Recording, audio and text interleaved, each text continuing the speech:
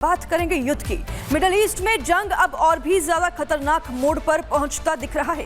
Iran पर दरअसल America के संभावित जमीनी हमले की अटकलों के बीच तेहरान ने अब खुली चेतावनी दी है कि अगर अमेरिकी सेना उसकी जमीन पर उतरी तो पूरे खाड़ी क्षेत्र में बड़ी और खतरनाक जवाबी कार्रवाई की जाएगी। क्या युद्ध अब एयर स्ट्राइक से आगे बढ़कर ग्राउंड वॉर की ओर बढ़ रहा है?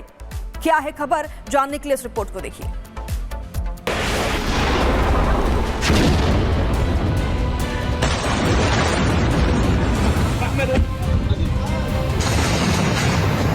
मिडिल ईस्ट में तनाव अब एक नए और बेहद खतरनाक मोड़ पर पहुंचता दिखाई दे रहा है। ईरान के खिलाफ अमेरिका का जमीनी हमले का ब्लूप्रिंट तैयार हो चुका है।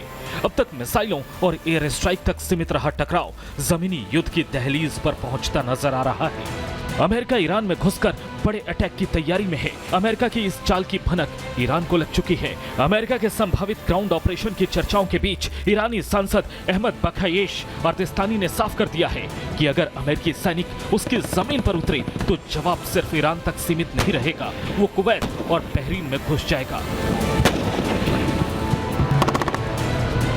उन्होंने अमेरिका की इस कथित योजना का जिक्र किया जिसमें खार्क द्वीप पर कब्जे की बात कही गई थी। अर्दिस्तानी का दावा है कि अमेरिका अगर एक दिन के लिए खार्क द्वीप पर कब्जा कर भी ले तो वहां लंबे समय तक टिक नहीं पाएगा, क्योंकि ये इलाका ईरानी मिसाइलों की जद में है। उन्होंने चेतावनी दी कि अमेरिकी सैनिक ईरान में तोप का चारा बन जाएंगे। तनाव के बीच कुवैत की सेना ने भी बड़ा दावा किया है। कुवैत का दावा है कि ईरान ने उस पर जबरदस्त और खतरनाक बमों की बौछार कर दी। कुवैती सेना के मुताबिक ईरानी हमलों में उसके कई सैनिक घायल हुए हैं। सैनिक ठिकानों और शिविरों को निशाना बनाया गया। उधर ईरान के विदेश मंत्रालय के प्रवक्ता इस्माइल बकाई ने अमेरिका पर गंभीर आरोप लगाए हैं। उनका कहना है कि अमेरिका अपनी ताकत दिखाने के लिए नागरिक ढांचे को निशाना बना रहा है। बकाई के मुताबिक हॉर्मुज स्ट्रीट में अमेरिकी हमलों में पुलों को निशाना बनाया गया, जिसमें 8 ईरानी नागरिकों की मौत हुई। इस्माइल बकाई ने कहा कि ईरानी लोग अब पहले से कहीं ज्यादा पक्के इरादे वाले बन चुके हैं। ईरान के विदेश मंत्री अब्बास अराक्ची ने भी अमेरिकी हमलों में नागरिकों की मौत पर कड़ी प्रतिक्रिया दी। उन्होंने कहा कि बंदर खमीर पुल पार करते समय 3 ग्रामीण मारे गए और उनका खून बेकार नहीं जाएगा।